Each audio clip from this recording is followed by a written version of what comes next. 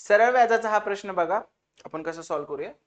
जर एका विशिष्ट रक्कम 7 वर्ष 3 महिन्यात सरळ व्याजाने तिच्या स्वतःच्या दुप्पट होते, स्वतःच्या दुप्पट होते, याचा अर्थ काय, पी ची किती झाली, 2p झाली, म्हणजे व्याज किती मिळालं, पी व्याज मिळालं.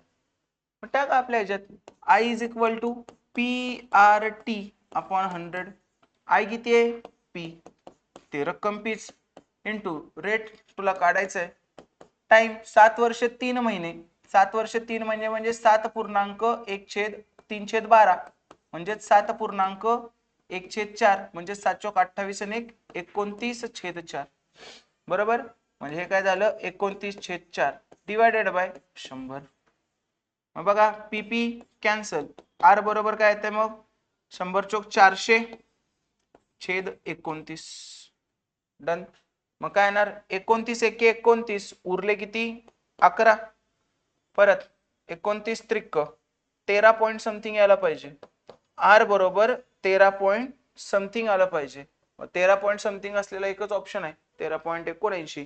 तर अशाच सोप्या पद्धतीने आपण सगळी बॅच कंडक्ट करतो. तर वन डे रिव्हिजन बॅच तुम्हाला शेवटच्या दिवसात खूप उपयोगाला पडणार आहे, तर तुम्ही ती जॉईन करू शकता. Thank you so much.